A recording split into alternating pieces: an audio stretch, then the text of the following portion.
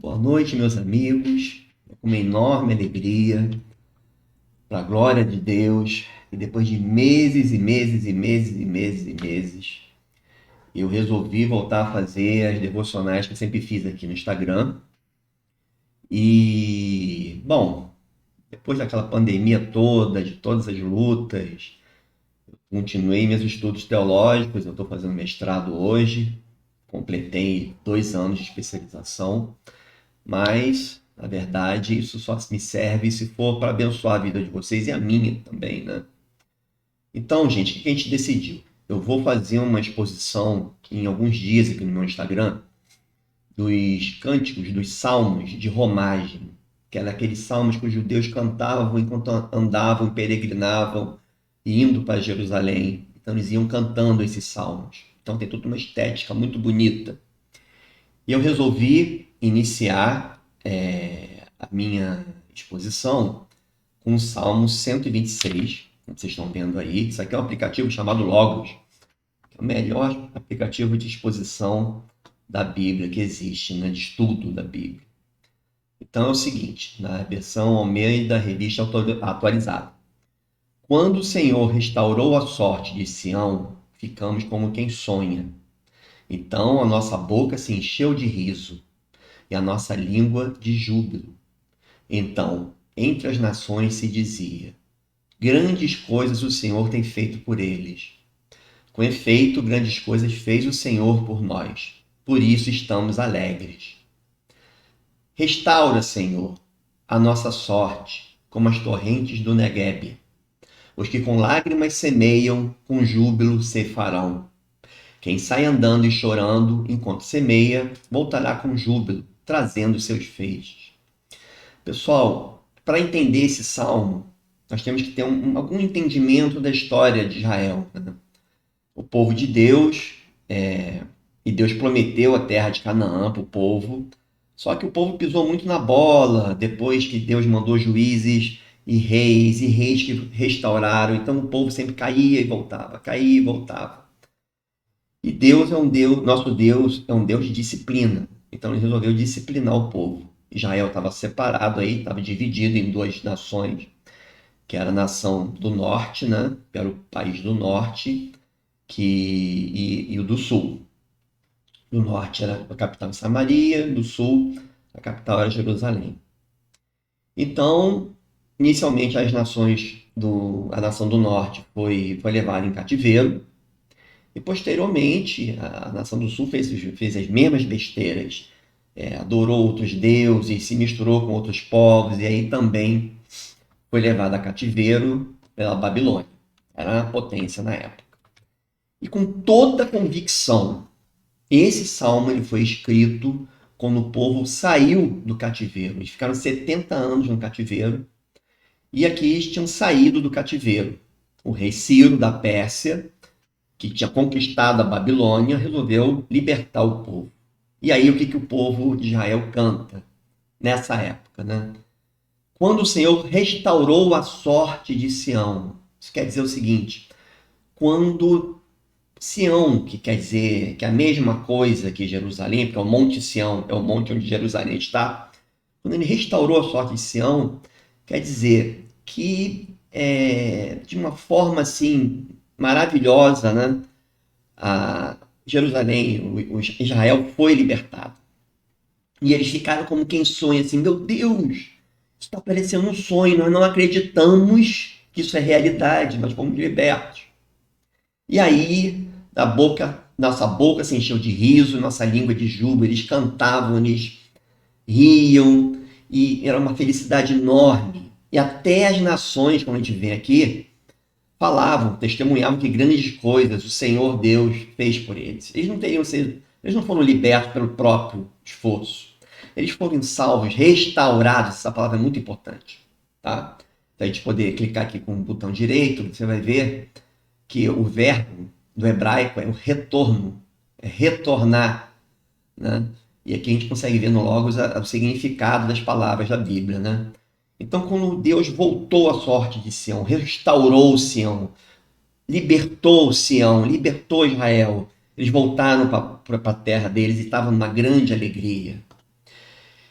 E aí, a partir dessa parte do versículo 4, parece que é uma segunda parte desse salmo, que a partir do 4 ele é uma oração, onde o autor desse salmo, que não é conhecido, não é Davi, não é conhecido, ele novamente cita, Deus restaurou, né? E agora ele fala de novo, restaura, Senhor, a nossa sorte, como as torrentes do Negueb.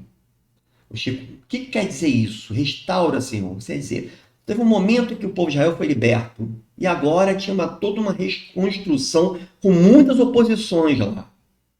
Então, ele está pedindo que Deus continue restaurando, porque as dificuldades eram muitas. E aqui ele usa duas metáforas, né? Duas analogias, duas metáforas para explicar o sentimento e o que seria aquela restauração para eles, né? O Negueb era um deserto muito árido no sul ali de Israel, onde a terra chegava, sabe aquelas fendas na terra, né? Se você pegar na história, terra é seca. Só que, às vezes, em momentos que a gente não esperava, havia uma chuva nos montes e essas chuvas vinham como torrentes no Negueb. E aí aquela serra seca e árida, onde não era possível plantar, cultivar nada, ela passava a ser propícia para a semeadura. E aí em seguida ele já fala que os que com lágrimas semeiam, com júbilo se farão. Às vezes o israelita, ele semeava naquela terra ali árida, porque ele não tinha como escolher a hora que ia semear, e isso gerava tristeza no seu coração, desespero, angústia, porque ele não sabia se aquilo ia dar certo. Mas com júbilo ceifarão, porque as águas enviadas por Deus certamente iriam propiciar a ceifa daquelas sementes que foram plantadas. Gente, e aí ele continua: quem sai andando e chorando enquanto semeia, voltará com júbilo trazendo seus filhos.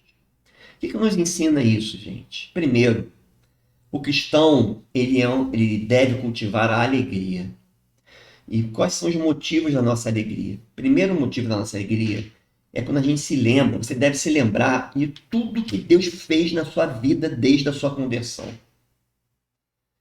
Todos os livramentos que Deus exerceu em você, de tudo que ele fez, sabe? Principalmente da salvação que ele conquistou para você lá na cruz, que Jesus conquistou na cruz. Ele te salvou, te restaurou de coisas muito maiores do que Israel. Ele te restaurou do pecado. Ele te restaurou da prisão, daquela vida de pecado que você tinha. Ele restaurou o seu semblante, a sua alegria, a sua felicidade. Ele te deu razão para viver. A Bíblia e a salvação, ela tem um efeito na nossa vida aqui hoje. Que nós temos hoje um entendimento da razão para viver. Então, isso é um motivo de grande júbilo e alegria, e eu tenho certeza de quem já se converteu um dia, o momento foi de júbilo e alegria. Mas a Bíblia é muito honesta, as dificuldades elas não terminam.